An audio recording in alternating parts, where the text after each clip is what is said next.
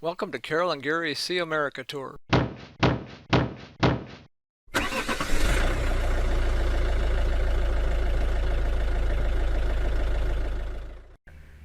Hello again, everyone. With snowbirding complete, Carol, Jasper, and I left Coden, Alabama on Thursday, April 1st, 2021. We followed Alabama Highway 193 north from our campground for 15 miles until we reached Interstate 10, then drove east 5 miles until we reached Interstate 65 north. We followed Interstate 65 north for 170 miles until we came to Montgomery, Alabama.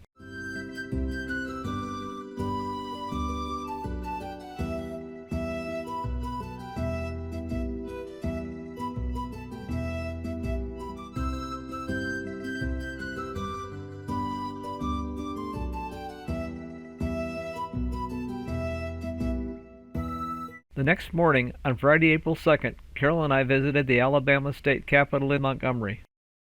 Montgomery became the capital of Alabama in 1846, but Montgomery hasn't always been the capital of Alabama.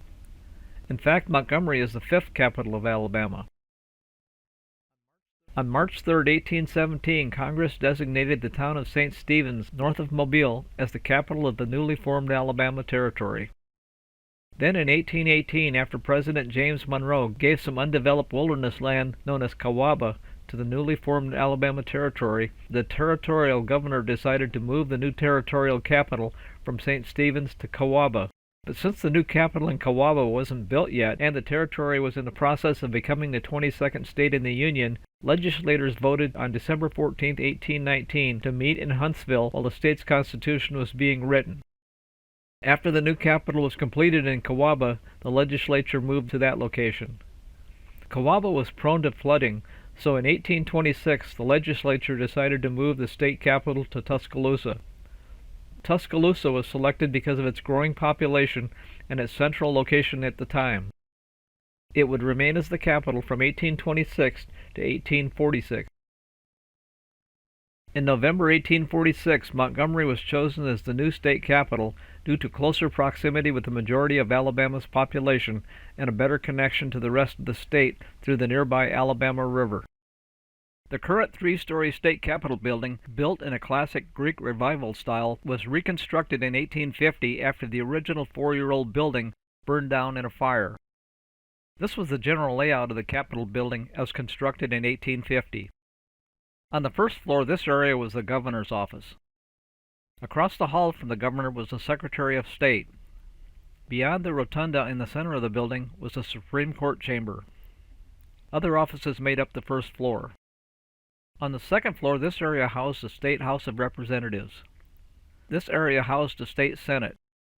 Galleries for the public to view the operations of the legislature were contained on the third floor, looking down onto the open floor of each area below. In 1885, the Supreme Court Library outgrew its original space, so an addition was added behind the Supreme Court chamber. By 1905, the Department of Archives and History had outgrown their area, so this addition was added between 1906 and 1907. In 1912, the governor's suite was expanded, adding a reception room in this area and an executive secretary's office. The Supreme Court moved to another building in 1940. The area was quickly swallowed up by the expanding government staff. In 1985, the entire legislature moved to a building across the street. Officially, this move was temporary because the Alabama Constitution required that the legislature meet in the Capitol, so prior to their move, the legislature passed a constitutional amendment that allowed the legislature to move to another building if the Capitol were being renovated. So after passing the amendment to the Constitution and then moving, a major renovation was started. This restoration, which basically turned the state capitol into a museum, was completed in 1992. When the Capitol was reopened, the governor of Alabama and numerous other staff officers moved back into the building, but the Supreme Court and legislature would remain in other buildings. This is a look at the outside of the Capitol building. The front facade is approximately 350 feet wide and 119 feet tall from ground level to the top of the lantern on the dome. Due to COVID-19 restrictions, organized tours have been suspended. We were free to look around, but without a tour guide, we were unable to access other areas such as the governor's office as we have done during other state capitol tours. This is a view of the stairs leading from the first floor to the third floor, taken from the second floor.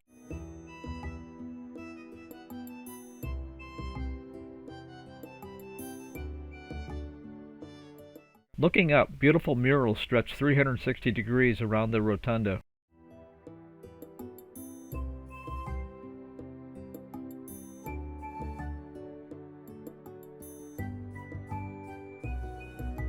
Above the murals is a skylight in the ceiling of the rotunda. This is a podium used by the Speaker of the House in the 1940s, taken from the third floor gallery area. This podium was used by the Majority Leader of the Senate, also taken from the third floor gallery area. When the Capitol was refurbished, furniture that replicated the 1860s was used.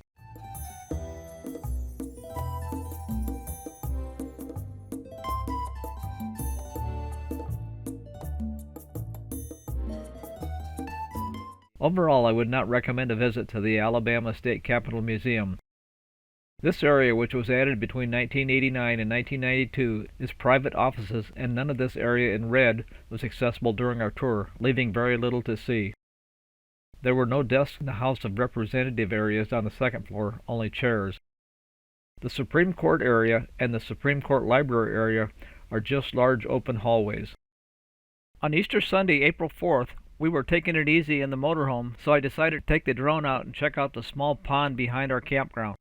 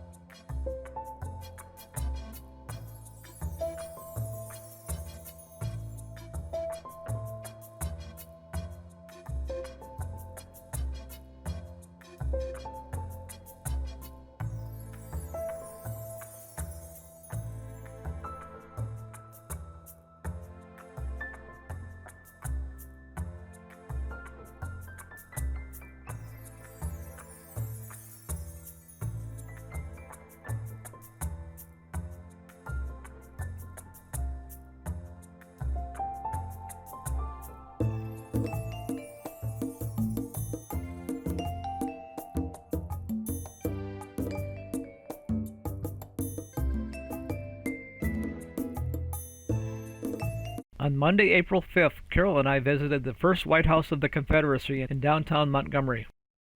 The White House of the Confederacy was the executive residence of President Jefferson Davis and his family, while the capital of the Confederate States of America was in Montgomery, Alabama. The house was leased in February 1861, shortly after Jefferson Davis was selected as President of the Confederacy. During the Davises' stay at this house, they threw many lavish parties. On May 27, 1861, the Davises vacated the house and moved to Richmond, Virginia, when the capital moved from Montgomery, Alabama to Richmond, Virginia. The house is not sitting in its original location. The United Daughters of the Confederacy began planning to preserve the house in the 1890s, but the owner was unwilling to sell the land. In 1919, with the help of $25,000 from the Alabama legislature, the White House Association bought the house and moved it. By 1921, it was restored at its present location. Due to COVID-19 restrictions, a person met us at the door and took our temperature before we could enter the house. After entering the house, the first room that we came to was called the front living room.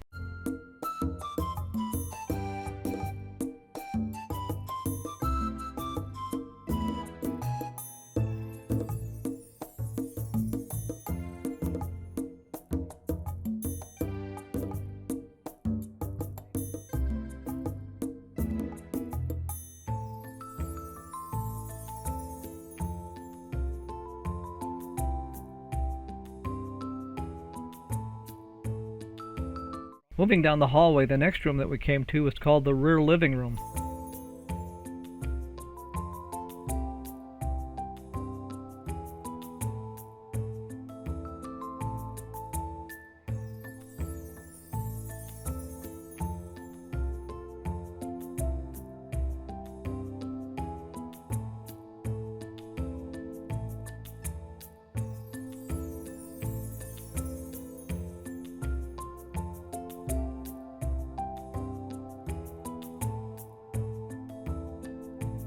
Moving farther down the hallway, we came to the dining room. President Davis often held meetings with his cabinet in this room.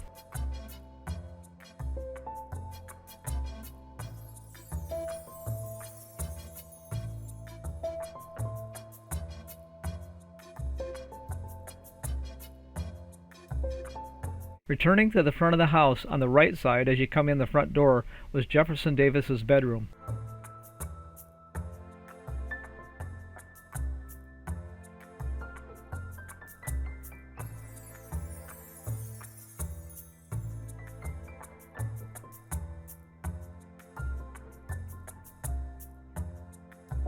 Moving down the hallway, Mrs. Davis's bedroom was on the same side of the hallway as her husband's.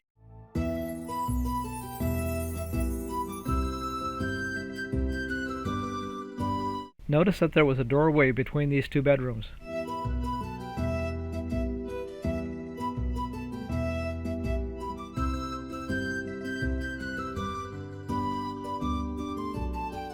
Farther down the hallway, we came to a library. Jefferson Davis used this room to meet with his defense officials, cabinet members, and others.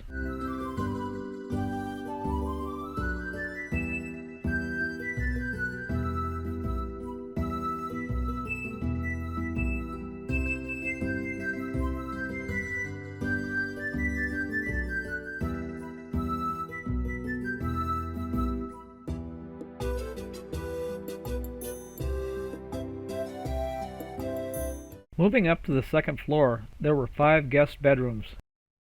The furniture in the house did not belong to President and Mrs. Davis, but it is all from this period, so I thought that I would share it with you.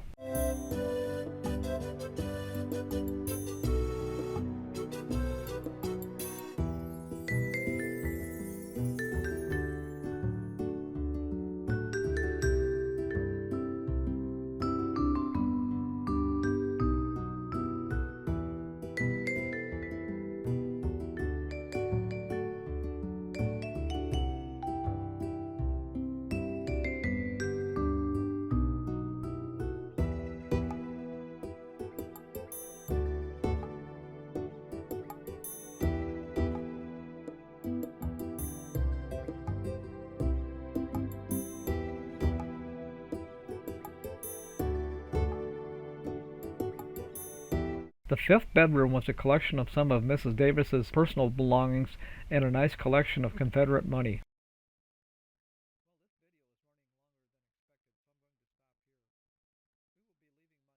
Well, this video is running longer than expected, so I'm going to stop here. We will be leaving Montgomery on Thursday, April 8th, and driving to Birmingham, Alabama. If you like this video but have not yet subscribed, please do so to be notified of future videos, and as always, feel free to share with your friends. Thanks for watching.